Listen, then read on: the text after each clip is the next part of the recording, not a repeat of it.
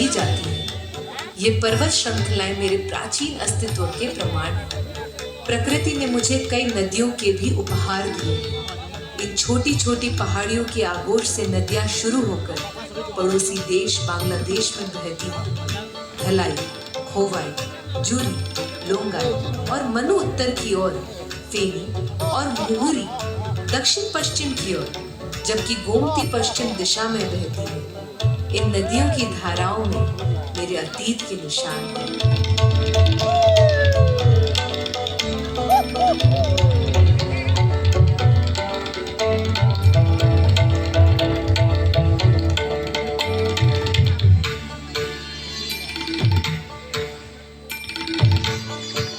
पहली शताब्दी से भी प्राचीन है मेरा अस्तित्व। मेरी अनोखी जनजातीय संस्कृति है। मेरे पास अनोखी और जीवंत लोक गाथाएं हैं। सदियों पहले शुरू में मुझे किरात देश के नाम से जाना जाता था। महाभारत और कई अन्य पुराणों में मेरा उल्लेख है। मेरे नामकरण के भी कई रोचक किस्से हैं।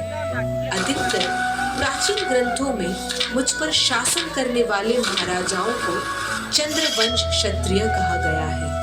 कहते हैं कि राजा त्रिपुर ययाति वंश के 39वें राजा के नाम पर ही इस राज्य का नाम त्रिपुरा पड़ा। एक और मान्यता ये है कि उदयपुर स्थित माता त्रिपुरा सुंदरी के नाम पर मेरा नाम त्रिपुरा पड़ा है। ये हिंदू धर्म की 51 शक्तिपीठों में से एक है।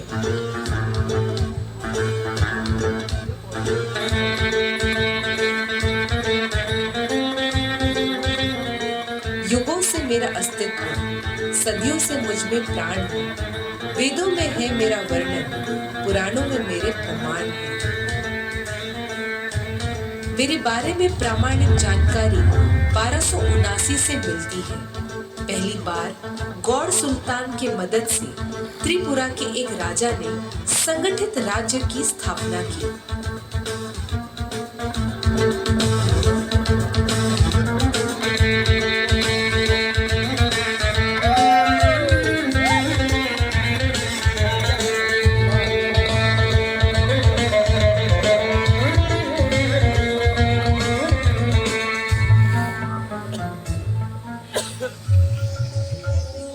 महाराज की जय हो, महाराज की जय हो। महाराज, निसंदेह आप इस राज्य के सबसे प्रतापी राजा हैं। आपको गौड़ सुल्तान ने माणिक्य की उपाधि से नवाजा है। आपका पराक्रम राज्य को माणिक्य के समान सुशोभित करेगा। सुंदर, अति सुंदर। महाराज, आज से आपके वंशज और इस राज्य के जो भी शासक होंगे वो माणिक्य कहलाएंगे। महाराज की जय हो, महाराज की जय हो, महाराज की जय हो, महाराज की जय हो। 15वीं शताब्दी में त्रिपुरा सत्ता का केंद्र बन गई। माता त्रिपुरा के अनन्य भक्त महाराजा धन्य माणिक्य माता की पूजा किए बिना अन्न का एक दाना भी मुंह में न डालते थे। महाराजा धन्य माणिक्य पर माता त्रिपुरा सुंदरी की बड़ी कृपा थी। नवरात्रि के दिनों में जन्मे महाराजा धन्य माणिक्य का राज्य अभिषेक भी नवरात्रि में हुआ था।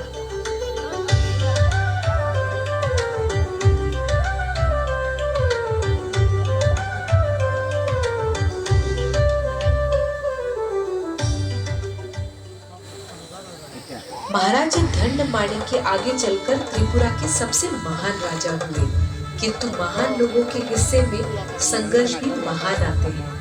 जब वह गद्दी पर बैठने के पहले दिन ही महाराजा समझ गए कि दरबार में ही कुछ लोग उनके खिलाफ हैं। इसके निवारण के लिए वह अपने गुरुजी के पास गए। महाराज, सुचारू ढंग से शासन व्यवस्था चलाने के लिए आप विश्वस्त लोगों का चयन कीजिए। किंतु गुरुदेव, मुझे मेरे विश्वस्त लोग कैसे मिलेंगे? जिस जनता के आप राजा हैं, विश्वस्त लोग उसी जनता से मिलेंगे। और उन विश्वस्त लोगों का चयन कैसे किया जाएगा? प्रतियोगिता से। महाराजा ने राज्य में नए सैनिकों और मुख्य सेनापति पद की नियुक्ति की घोषणा की। इससे सैनिकों और सेनापतियों में खलबली मच गई। किंतु वर्तमान सेनापति खुश हुआ क्योंकि वह एक कुशल योद्धा था। वह निश्चित हो गया कि सभी प्रतियोगियों को हराकर वो फिर से सेनापति बन जाएगा। उसके समर्थन में कई सैनिक भी थे। बस कुछ दिनों की ही बात है। पहले मैं फिर से मुख्य सेनापति बनूंगा और फिर सेनापति से महाराज। सेनापति तो आप हैं, बस महाराज बनना बाकी है। वैसे भी ये मुकुट आपके सर पर ज्यादा अच्छा लग रहा है। ये मुकुट तो हमारे सर पर ही अच्छा लगेगा। आज ही हम प्रतियोगिता जीतकर पुरस्कार लेते समय महाराज का काम तमाम होगा। स्वयं महाराज बनेंगे। हमारे लिए तो आप ही महाराज हैं। महाराज की जय। प्रतियोगिता का मैदान सज गया। मैदान में लोगों की भारी भीड़ जमा है। महाराज और उनके गुरु एक ऊंचे आसन पर बैठे हैं। मैदान के बीचों बीच सेनापति अपनी तलवार लेकर खड़ा है। महाराज हरी झंडी दिखाते हैं और सेनापति की एक प्रतियोगी के साथ तलवारबाजी शुरू हो जाती है। सेनापति बड़ी फुर्ती से तुरंत ही सामने वाले प्रतिद्वंदी का सिर काट देता है। सब सन्न रह जाते हैं। सेनापति महाराज की तरफ देखकर तलवार हिलाता है। दूसरा प्रतियोगी, फिर तीसरा, फिर चौथा। इस तरह जो भी प्रतियोगी आता, सेनापति उसको मौत के घाट उतार देता। महाराज और गुरुजी के माथे पर चिंता की लकीर बढ़ जाती है। सेनापति के आगे कोई आने की हिम्मत भी नहीं दिखा रहा है। कोई शूरवीर जो मुझसे जीतकर राज्य का प्रधान सेनापति बनना चाहता है? मैं लड़ूंगा तुमसे।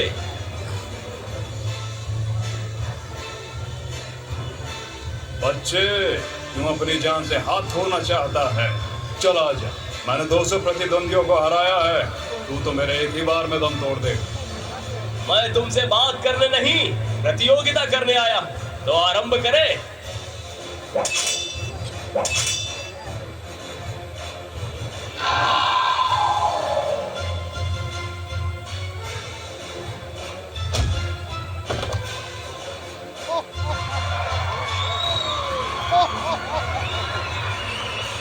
वाह, बहुत खूब, शानदार। युवक, तुम्हारा नाम क्या है?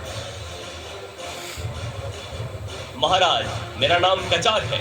इतना सुनते ही प्रजा तालियां बजाकर कचाक का नाम पुकारने लगती है। कचाक जनता के सामने सर झुकाकर उन्हें प्रणाम करता है। महाराज और गुरुदेव बड़े खुश हैं। महाराज अपने गले की बेशकीमती माला निकालकर उछालते हैं, जो कि कचाक के गले में आ गई है। कचाक बड़े विनम्रता से सर झुकाकर महाराज को प्रणाम करता है।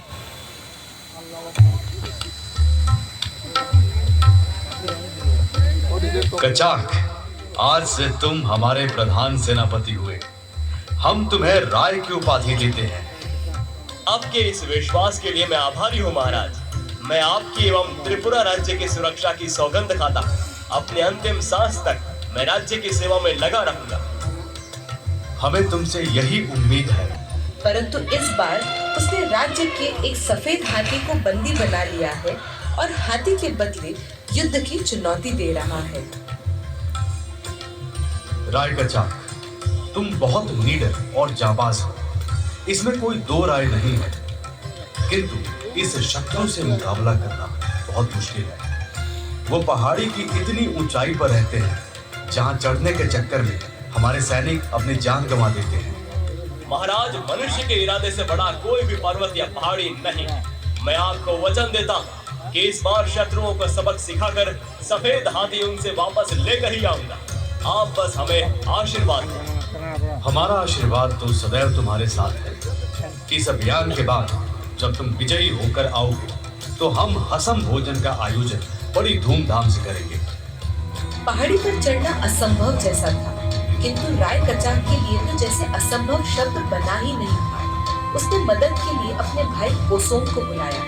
गोसोम राय कचाक की तरह ही बहुत तेजस्वी योद्धा था। वह अपने साथ एक गोह को लाया है। वह कहता है, कचाक, ये बड़ी चिपकली हमारी दोस्ती है। इसके सहारे हम इस पहाड़ी पर चढ़ सकते हैं।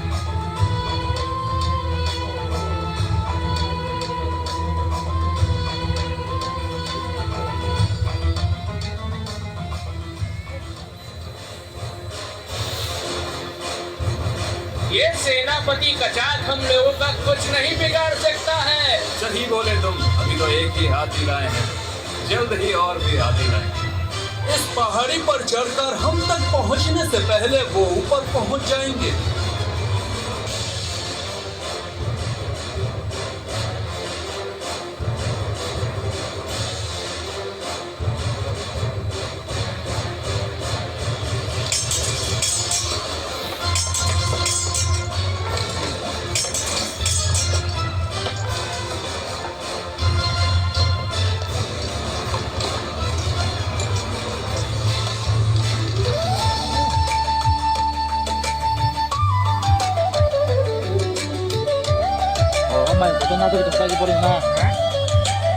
राजा को दिए हुए वादे को पूरा किया। महाराज धन्य माणिक्य की जय हो।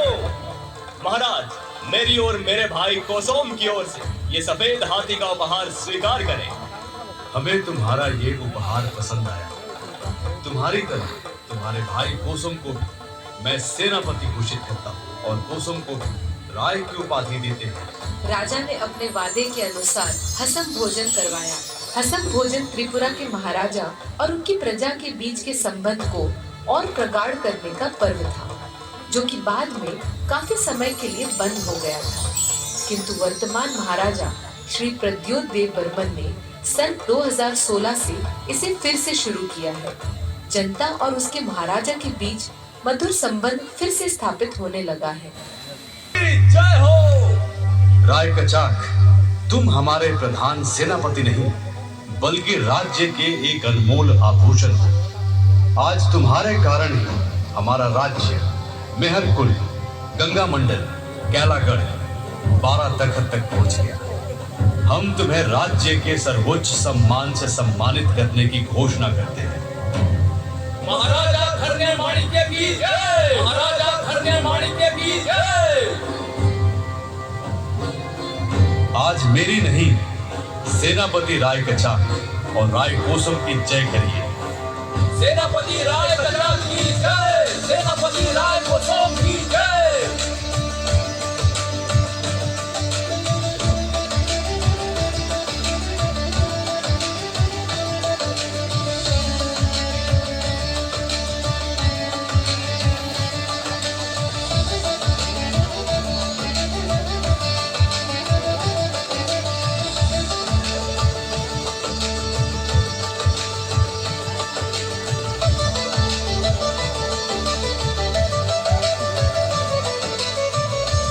महाराजा धन्य माणिक्य के बाद त्रिपुरा के दूसरे शक्तिशाली और दुलारे बेटे महाराजा विजय माणिक्य ने त्रिपुरा की शान में 4 चांद लगाए। महाराजा विजय माणिक्य यूं तो मुगल सल्तनत के सबसे शक्तिशाली बादशाह अकबर का समकालीन थे, लेकिन मुगलिया सल्तनत की तपती तेज, तलवार और विशाल सेना भी महाराजा विजय माणिक्य से सीधा मोर्चा लेने की कभी हिम्मत न कर सके।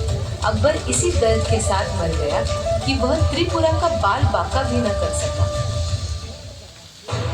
ये दौर भारतीय इतिहास का वो समय था जब मुगलिया सल्तनत अपने उरूज पर थी। मुगल अत्याचार, छल, बेईमानी और क्रूरता की सारी मर्यादाएं पार कर चुके थे। अधिकांश भारतीय राजाओं ने या तो मुगल सल्तनत की गुलामी मंजूर कर ली थी या तो युद्ध में हार कर अपनी जान गंवा रहे थे। मुगल सेना की आज पूर्वोत्तर की सीमा तक महसूस होने लगी थी। महाराजा धन्य माणिक्य के समय के कुछ राज्य आज त्रिपुरा के हाथ से निकल चुके थे। वर्तमान बांग्लादेश के चक गांव में मुगल सहयोग से अफगानी शासक सत्ता पर काबिज था। महाराजा विजय माणिक्य सभी घटनाओं पर बारीक नजर रखे हुए थे। उन्होंने अपने प्रमुख सेनापतियों से सैन्य क्षमताओं को विकसित और मजबूत करने का आदेश दिए रखा था। उन्हें पता था कि राज्य की सुरक्षा और उसका विस्तार बिना बेहतर सेना के असंभव है।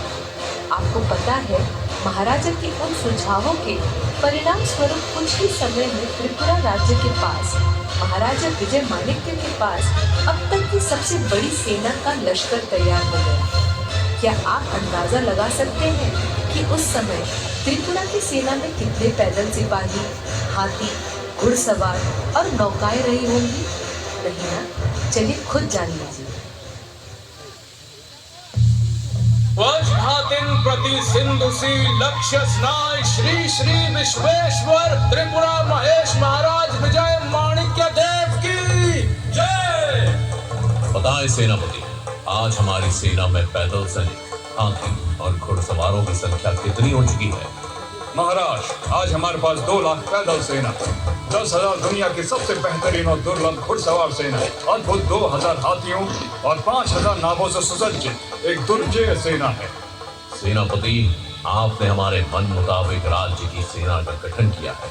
अब हम दुनिया की किसी भी सेना से मोर्चा लेने के लिए तैयार हैं। हम आपसे बहुत पसंद हैं।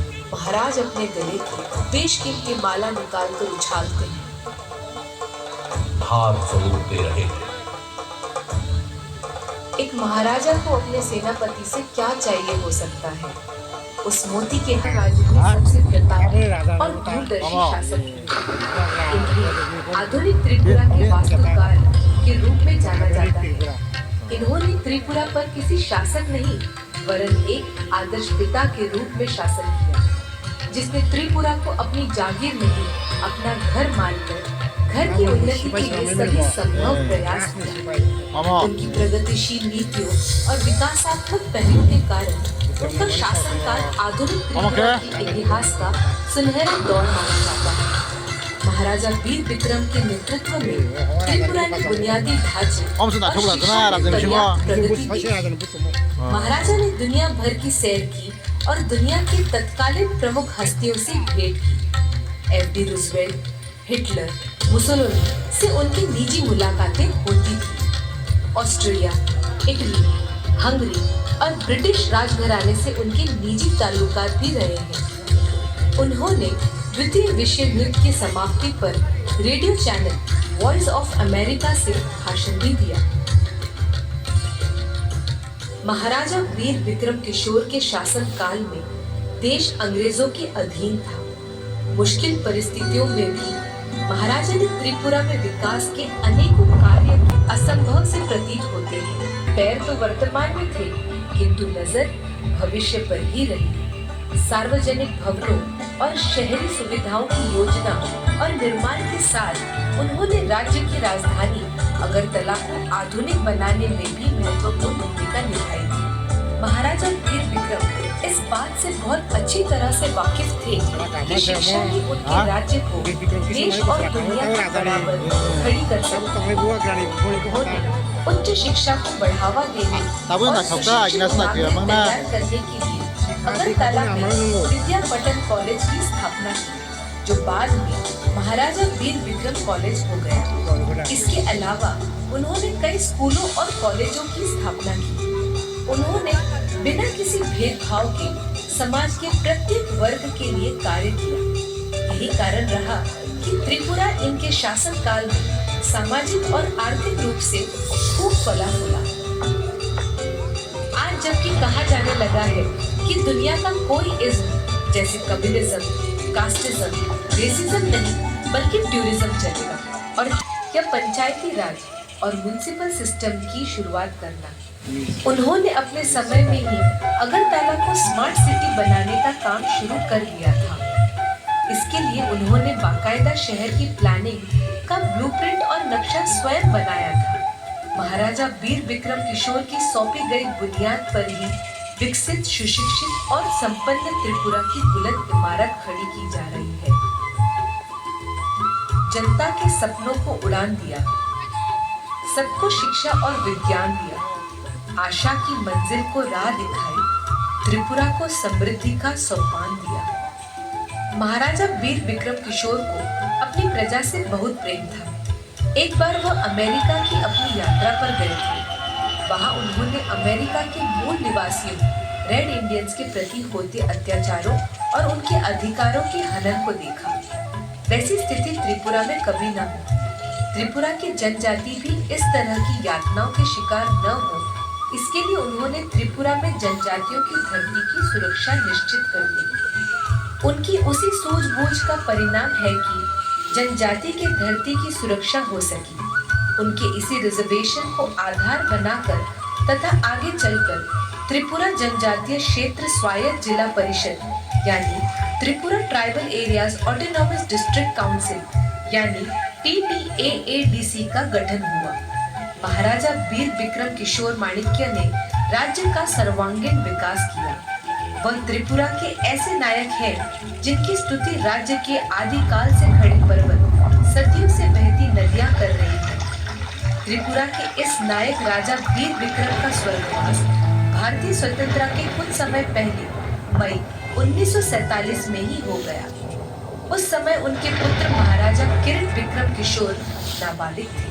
महाराजा को बचपन से ही उन सभी संकटों का सामना करना पड़ा जो एक राजा आगे चलकर झेलते हैं।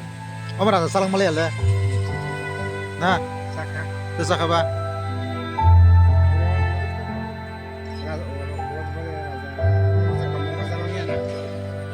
देश में बंटवारे के समय बहुत उथल-पुथल मची थी। त्रिपुरा भी इससे अछूता नहीं था। त्रिपुरा को पूर्वी पाकिस्तान में मिलाने की साजिश रची जा रही थी। इस साजिश को नाकाम करने के लिए महारानी ने 13 अगस्त 1947 को महारानी ने भारतीय संघ में शामिल होने के लिए विलय पत्र पर हस्ताक्षर किए। त्रिपुरा राज्य में भारी अस्थिरता उत्पन्न होने लगी थी। उन्होंने राज्य को बचाने के लिए रीजेंसी काउंसिल को भंग कर दिया। वह नहीं चाहती थी कि त्रिपुरा का हाल भी कश्मीर की तरह ही हो जाए, इसलिए उन्होंने गृह मंत्री सरदार वल्लभ भाई पटेल से बात की। सरदार पटेल ने उन्हें चिट्ठी लिखी। I am most grateful to Her Highness for having come to this agreement. Hers was not an easy task in the peculiar circumstance in which she found herself. I am sure that Providence will reward her for the courage and boldness with which she has taken this decision. To the people of Tripura, I can only say this: though far and remote from the capital city of the country, it will always claim our attention, and we shall do our best to ensure that its link and connection with the mainland are strengthened and it comes nearer to us. They will not stand alone to battle with the manifold problems that confront them. They will have the resources and the assistance of the center on which they can count. With their cooperation and help, we hope that we shall deal with their problems efficiently and effectively. May God bless our joint effort with success.